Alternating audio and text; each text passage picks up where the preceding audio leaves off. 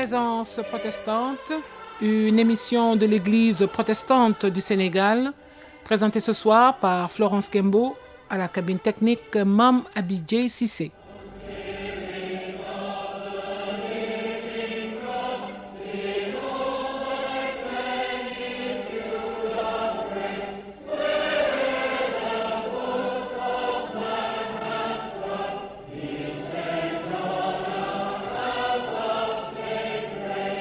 L'Éternel est plein de bonté pour ceux qui ont confiance en lui.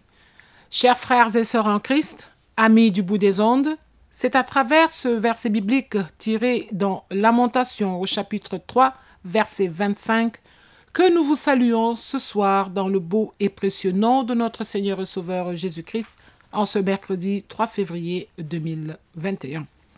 Présence protestante a la joie d'accueillir dans ce studio ce soir le modérateur de l'Église protestante du Sénégal, Révérend André Ouattara. Révérend, bonsoir.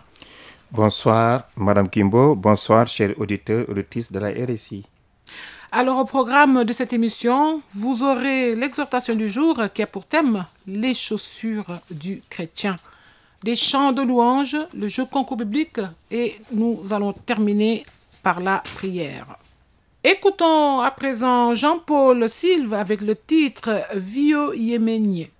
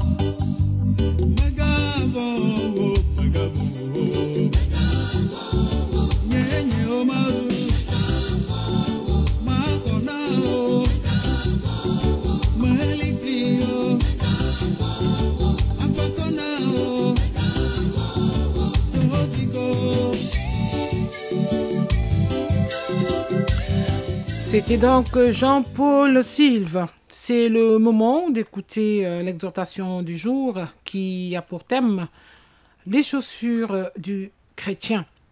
Les textes qui soutiennent ce thème sont Ésaïe chapitre 52 verset 7 et Éphésiens chapitre 6 les versets 10 à 17. Révérend, vous avez la parole. Merci, Madame Kimbo. Chers frères et sœurs, amis dans la foi, chers auditeurs, auditrices de la RSI, que la grâce et la paix de notre Seigneur Jésus-Christ soient avec vous tous. Nous rendons grâce à Dieu pour ce moment important. Nous rendons grâce à Dieu pour le souffle de vie. Nous rendons grâce à Dieu pour tous ses bienfaits dans notre vie. Que son nom soit loué, que son nom soit adoré. Ce soir, nous avons comme thème de méditation les chaussures du chrétien, soutenu en cela par deux textes que vous allez entendre. Écoutons. Ésaïe, chapitre 52, verset 7. Nous lisons « Qu'ils sont beaux sur les montagnes, les pieds de celui qui apporte de bonnes nouvelles, qui publie la paix, de celui qui apporte de bonnes nouvelles, qui publie le salut, de celui qui dit à Sion, ton Dieu règne. » Nous lisons ensuite dans l'Épître aux Éphésiens, au chapitre 6, versets 10 à 17. Au reste, fortifiez-vous dans le Seigneur et par sa force toute puissante. Revêtez-vous de toutes les armes de Dieu afin de pouvoir tenir ferme contre les ruses du diable. Car nous n'avons pas à lutter contre la chair et le sang, mais contre les dominations, contre les autorités, contre les princes de ce monde de ténèbres, contre les esprits méchants dans les lieux célestes.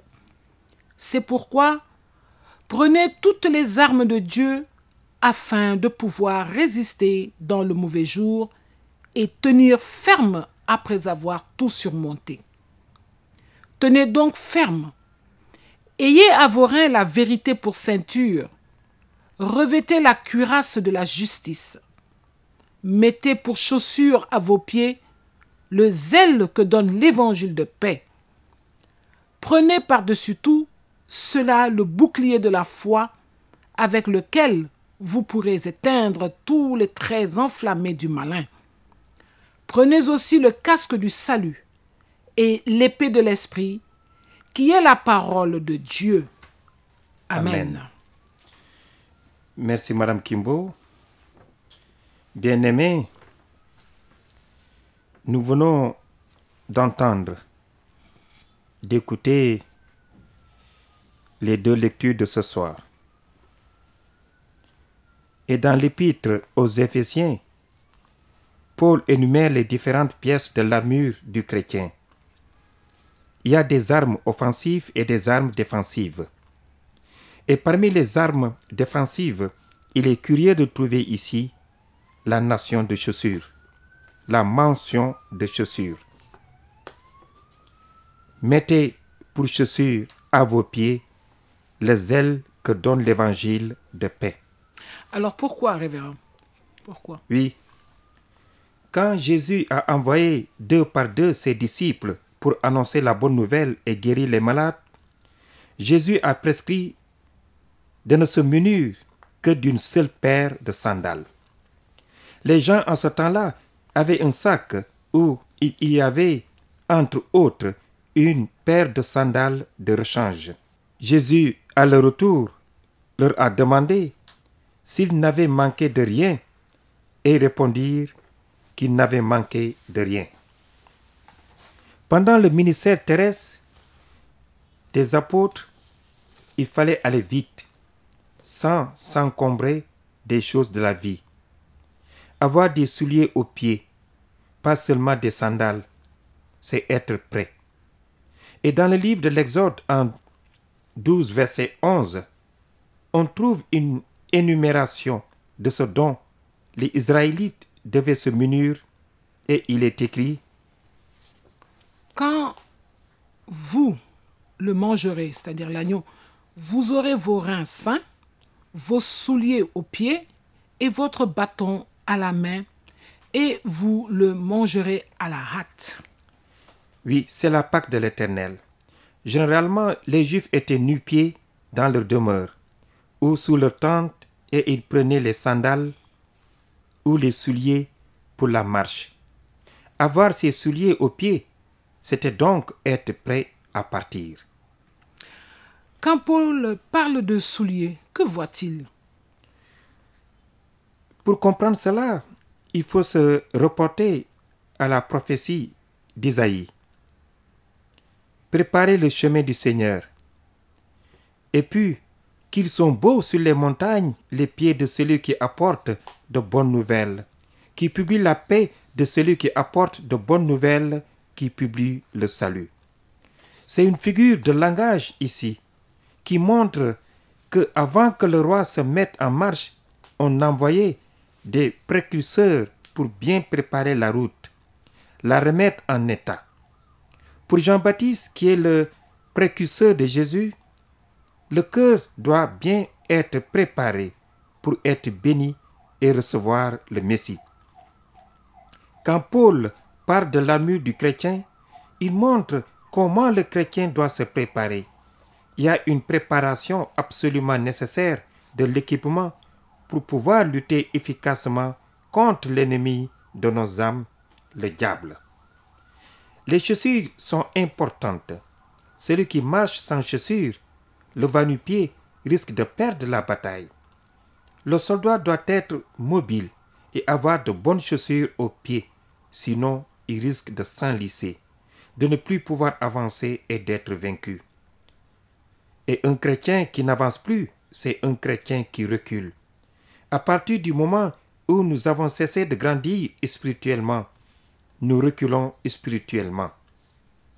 Le chrétien doit être comme ces arbres du désert qui meurent lorsqu'ils ont terminé leur croissance. Révérend, comment doit être un chrétien? Oui. Le chrétien ne doit pas être stationnaire, mais il doit veiller pour aimer, pour prier, pour témoigner, pour agir.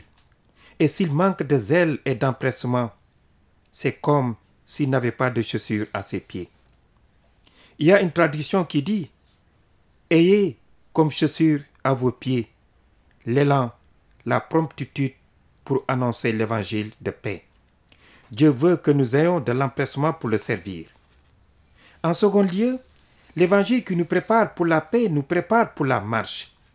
On disait jadis, au temps où la force des armées reposait sur l'infanterie, qu'un bon général s'occupait des chaussures de ses troupes. Mais le Seigneur veut que nous chaussions de bonnes chaussures. On ne part pas à la guerre en sandalettes. Le Seigneur veut que nous soyons équipés pour la marche. L'Évangile nous prépare pour la marche. Plus nous lisons la parole du Seigneur, plus nous sommes préparés pour la marche. Le Seigneur veut que nous soyons prêts au combat. À la base de beaucoup de défaites de croyants, il y a la paresse, le sommeil spirituel, l'égoïsme. Mais le chrétien bien chaussé ne sentira ni les épines ni les cailloux. L'Évangile nous prépare pour la marche et il nous prépare aussi pour le combat. Le chrétien qui est chaussé par Dieu et qui est établi sur le roc qui est Jésus peut résister à l'attaquant. Il ne doit pas céder un pouce de terrain. Au contraire, sûr de la victoire, il avance avec un cœur calme. La paix de Dieu qui surpasse toute connaissance est pour lui une garde, littéralement une garnison qui garde son cœur et ses pensées. Et cette paix du Seigneur nous prépare pour le combat qui vient. C'est une paix qu'il nous faut cultiver pour pouvoir vaincre les épreuves, les embûches, les difficultés que l'ennemi mettra sur notre chemin. Ne nous arrêtons pas parce que nous mettons les chaussures que nous donne l'évangile de paix. Quand Paul écrit cela, lui-même était dans l'épreuve, car c'est sans doute lorsqu'il était en prison.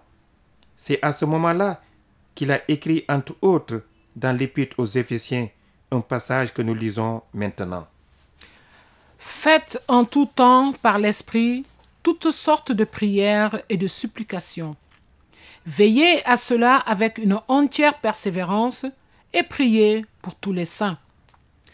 Priez pour moi afin qu'il me soit donné, quand j'ouvre la bouche, de faire connaître hardiment et librement le mystère de l'Évangile, pour lequel je suis ambassadeur dans les chaînes et que j'en parle avec assurance comme je dois en parler. Oui, l'apôtre Paul n'a pas perdu en prison cet empressement à servir le Seigneur avec zèle.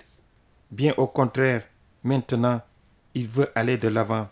Il demande qu'on prie pour lui afin que les portes s'ouvrent, qu'il puisse proclamer le mystère de l'Évangile. Pour nous, nous disons, Seigneur, nous voulons toutes les pièces de ton armure, en particulier pour combattre et faire connaître ta parole. Je veux revêtir le casque du salut, porter le bouclier de la foi, vêtir la cuirasse de la justice, et je ne veux pas oublier les chaussures. Qu'elles ne soient pas oubliées, elles sont pourtant à la base de tout. Seigneur, je veux chausser ces chaussures, les mettre moi-même.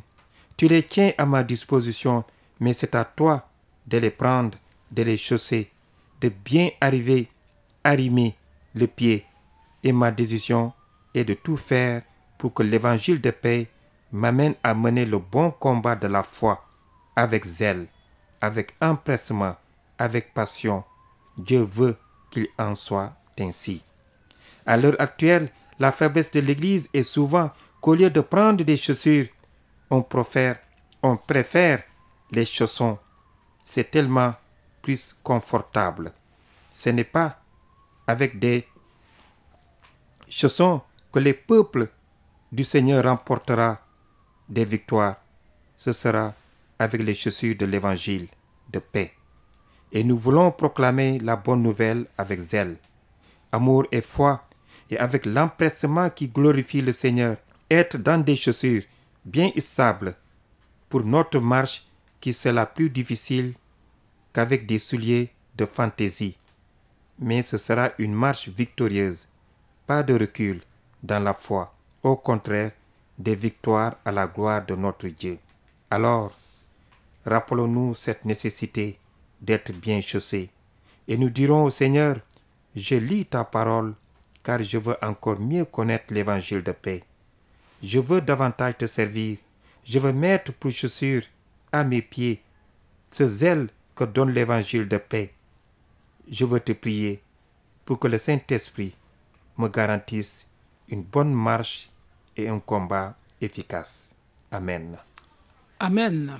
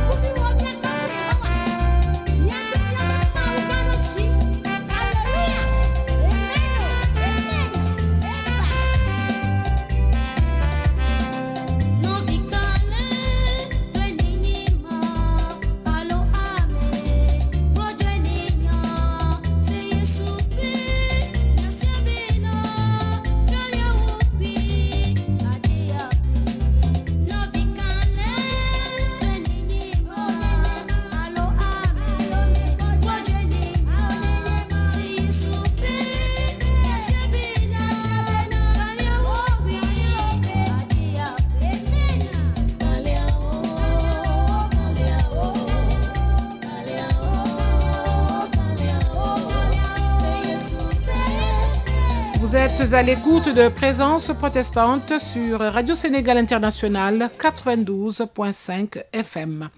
C'est le moment du jeu concours biblique. Voici les résultats du dernier numéro. Nous n'avons pas reçu de bonnes réponses. La question posée était la suivante. Quel est le verset central de la Bible? Réponse, c'est l'Évangile selon Jean au chapitre 3, le verset 16. La question du jour est la suivante. Quel est le nom du premier martyr chrétien? Quel est le nom du premier martyr chrétien? Envoyez-nous vos réponses à présenceprotestante@yahoo.fr. Les deux premiers à envoyer la bonne réponse recevront des lots la semaine prochaine. Écoutons à présent Jean-Paul Silo avec le titre « Jésus t'a aimé ».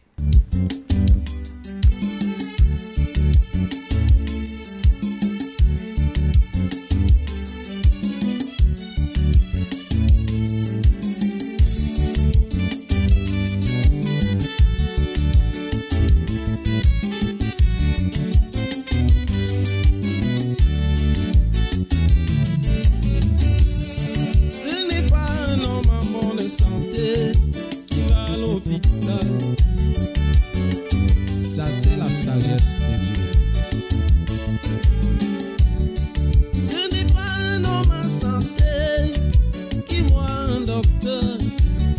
C'est celui-là qui se sent malade, qui va chez le médecin. C'est vrai. Les Juifs n'avaient même pas compris pourquoi Jésus l'a dit. Aujourd'hui nous le comprenons pourquoi il a dit. Jésus n'est pas venu dans le monde pour sauver les justes. S'il n'y avait que les justes dans ce monde, il n'aurait pas dû quitter son royaume. C'est pour cela qu'il était perdu, il est venu sauver. C'est donc pour toi, mon ami, toi que le monde appelle un voleur, et tu es rejeté. C'est bien pour toi. Notre émission touche à sa fin. Nous allons demander à notre invité, le révérend André Ouattara, de nous conduire dans la prière. Dieu Tout-Puissant, Créateur du ciel et de la terre, omnipotent, omniscient, omniprésent, Père de notre Seigneur Jésus-Christ, Dieu d'amour et de miséricorde, toi qui es infiniment élevé et qui es aussi parmi nous, reçois la prière que nous t'adressons. Nous n'aurons de cesse de te demander d'apporter la correction indispensable à notre vie pour qu'elle reflète ta présence en nous. Fais de nous des inlassables ouvriers de ton Église. Oui, sers-toi de nous. Sers-toi de nous quand nous pouvons encore penser. Sers-toi de nous quand nous pouvons encore parler. Sers-toi de nous quand nous pouvons encore marcher. Sers-toi de nous quand nous pouvons encore agir. Sers-toi de nous tant que nos forces spirituelles, intellectuelles, morales et physiques peuvent encore répondre aux besoins de l'évangélisation. Nous te prions pour ce que tu as chargé de nous enseigner. Donne-leur la santé, la force et la compétence pour assumer leur charge avec dévouement et sagesse pour ta gloire. Nous te prions pour ceux qui sont sans espoir dans le monde et pour ceux qui sont sous le poids ou le coup de l'épreuve et qui en sont découragés. N'oublie pas les malades, Seigneur, les orphelins de cette pandémie. Étends ta main paternelle sur eux pour qu'ils reprennent courage. Donne à tout malade la santé, toi le médecin par excellence. Veille sur chacun d'entre nous, veille sur le monde entier, veille sur le Sénégal, l'Afrique. Seigneur, aie pitié de nous, tourne ta face vers nous et regarde-nous. Ne nous laisse pas. Pardonne-nous tous nos péchés. Pardonne-nous nos péchés, Seigneur, et délivre-nous de cette pandémie. Délivre-nous de cette pandémie, Seigneur. Délivre-nous de cette pandémie, Seigneur. Nous te le demandons au nom puissant de notre Seigneur Jésus-Christ. Amen. Amen. C'est la fin de notre émission. Merci de nous avoir suivis. Merci à Mme Abidjé Sissé pour la partie technique. Merci à notre invité, le révérend André Ouattara, modérateur de l'Église protestante du Sénégal, Florence Kembo à la présentation. Rendez-vous dimanche prochain pour la retransmission du culte en direct sur la Radio Sénégal Internationale 92.5 FM. Dieu nous bénisse tous.